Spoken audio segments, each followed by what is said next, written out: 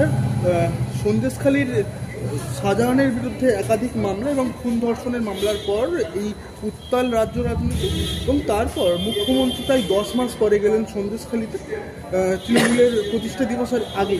এবং তারপর যখন সন্দেশখালীতে যাওয়ার পর অভিষেক ব্যানার্জি বলছেন যে সন্দেশখালীর মেয়ে বউদের মুখে ঝামা ঘষে দিলেন মমতা বন্দ্যোপাধ্যায়। বাংলার মুখ্যমন্ত্রীকে নারী মুখ্যমন্ত্রী হয়ে তার ভাইপো বলছে সন্দেশখালীর নারীদের মুখে ঝামা ঘষে দিচ্ছে। নারী হয়ে নারীদের মুখে ঝামা ঘষা যায়? সম্ভব?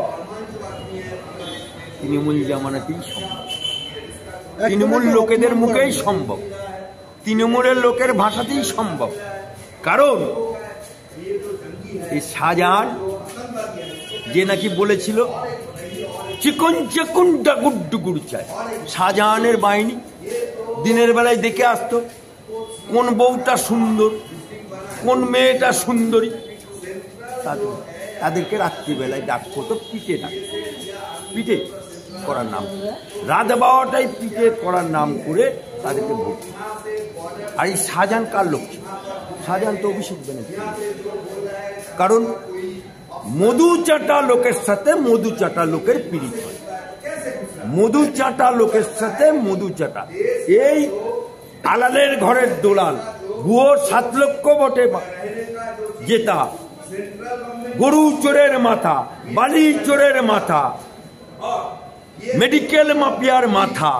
ওর কাকু বলেছিল আমার বাসকে কেউ ছুতে পারবে না। আমার সেই কাকু অসুস্থ, সেই কাকু যখনই ডাক হচ্ছে কণ্ঠস্বর নিতে গিয়ে কত বাহানা, নটঙ্কি, আবার এখন নটঙ্কি। কারণ ডাল মে কুছ কালা হ্যায়। তাই অভিষেক ব্যানার্জি মালটা এলো কবে বলুন তো রাজনীতিতে? মমতা ব্যানার্জি যখন 21শে জুলাই করেছিল তখন ছিল অভিষেক? নো। মমতা ব্যানার্জি যখন সিঙ্গুর আন্দোলন করেছিল তখন ছিল? নো। মমতা ব্যানার্জি যখন চুলের মুঠি ধরে বামফ্রন্টের পুলিশ লালবাজারে ঢুকিয়েছিল তখন ছিল? নো। তাহলে এলো কবে? যখন সোমেন মিত্র জায়গাটা রিজেক্ট দিল, তারপরে উনি ওখানে বলে নাকি দিল্লিতে MBA পড়ছিল, এখনো পর্যন্ত MBA ডিগ্রিতে দেখাতে পারেনি। পিসিমণির দয়ায় ওখানে দাঁড়ালো এবং পিসিমণির দয়ায় উনি জিতে গেল। আর জিতে দেখলো বহুত মধু চাটতে লাগলো, মধু চাটতে চাটতে চাটতে সারা বাংলার মানুষকে, সারা বাংলার তৃণমূলীদের মধু চাটিয়ে দিল। আর মধু চেটেছে বলেই আজকে খাদ্যমন্ত্রী জেল খাচ্ছে, মধু চেটেছে বলেই শাহজাহান জেল খাচ্ছে, মধু চেটেছে বলেই রাকিবুর জেল খাচ্ছে, মধু চেটেছে বলেই শিক্ষামন্ত্রী পার্থ চট্টোপাধ্যায় জেল খাচ্ছে, মধু চেটেছে বলেই অপা জেল খাচ্ছে খেটে, মধু চেটেছে বলেই ওদের চরম চরম গুড় বাতাসা 5 জনের বাড়ি নকুলদানা সে জেল খেতে এলো। আজকে মধু চাটা লোক তাকেও স্টে নিতে গিয়ে কপিল সিব্বল, মনু সিংভি উকিলকে দাঁড় করাতে হচ্ছে।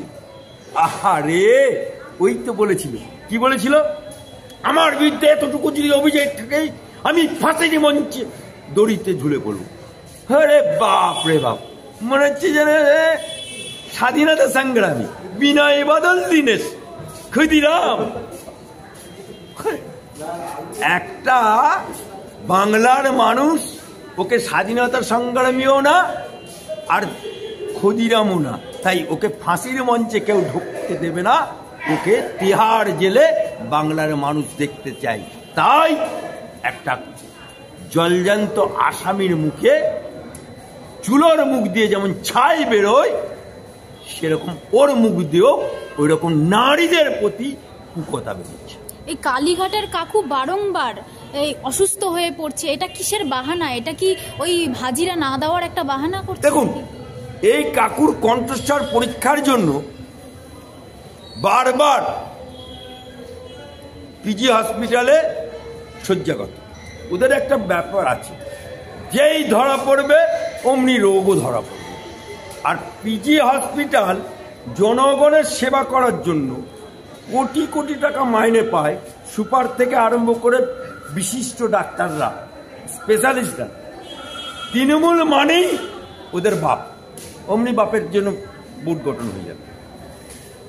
কন্টেস্টার অবশ্যই পরীক্ষা নিতে হলো জোকাতে। আবার যখন হাজিরার দিন হচ্ছে অমনি অজ্ঞান হয়ে যাচ্ছে।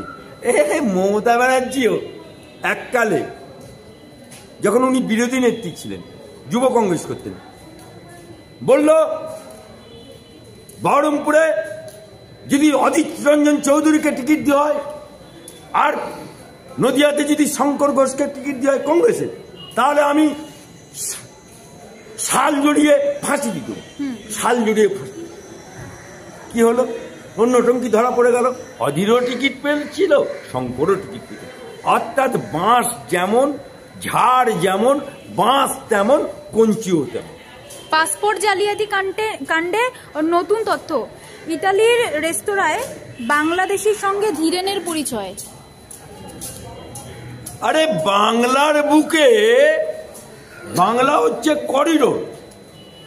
বাংলাদেশিরা যে ঢোকে, বাংলার কিছু দালাল আছে, বাংলাদেশি কিছু দালাল আছে, এরা উন্মুক্ত জায়গা দিয়ে ঢোকা বাড়ার কাজটা করে টাকার বিনিময়ে। এখানে যে জঙ্গিরা ধরা পড়ে বা যারা ঢুকে যায় বাংলাদেশিরা, তাদের রেসিডেন্সিয়াল সার্টিফিকেট কে দেয়? প্রধান দেয়। মুসলমানদের একটা নিয়ম আছে জানেন তো, কবরে শুয়ে থাকলো বলে ও আমার খালাতো ভাই, আর পঞ্চায়েতের সদস্য বলে ও আমার চাচাতো ভাই, ও আমার খালাতো ভাই, ও আমার ফুফুতো ভাই, ও আমার জ্যাঠিতো ভাই, মানে হয়ে যায়। দিয়ে প্রধান রেসিডেন্সিয়াল, সেই সার্টিফিকেটের বেসিসে ভোটার কার্ড হয়ে যায়, সেই সার্টিফিকেটের বেসিসে আধার কার্ড হয়ে যায়, সেই সার্টিফিকেটের বেসিসে ওদের পাসপোর্টও হয়ে যায়। আর পাসপোর্ট ভেরিফিকেশন কে করে? ওদের লোকাল থানা, তৃণমূল নেতা বলে দেয়, বাস হয়ে যায়। আজকে বাংলা করিডোর হয়েছে বলেই এই বাংলাকে মাধ্যম দিয়ে ঢুকে সারা দেশে জঙ্গিরা ছড়িয়ে পড়ছে। এর জন্য দায়ী এই বাংলার আপা, এই বাংলার মুখ্যমন্ত্রী, এই মমতা খালা, এই মমতা বুবু। তাই বাংলার মুখ্যমন্ত্রীকে বলছি যে সত্যি করে যদি তুমি বাপের বেটি হও, তাহলে ইমিডিয়েট যত বাংলাদেশি আছে চিরুনি তল্লাশি করে তুমি ওপার বাংলায় ফেলে এসো। আর যদি না পারো, কেন্দ্রকে কাজ করতে দাও। আর উন্মুক্ত জায়গাটা, সেটা জায়গাটা দাও, কেন্দ্র তার বেড়াটা। এটাই আমরা বাংলার মানুষের কাছে 2025-এর সব থেকে বড় সন্ত্রাস মুক্ত বাংলা, সন্ত্রাস মুক্ত দেশ গড়ার জন্য মমতা ব্যানার্জির কাছে আবেদন করছি। Thank you.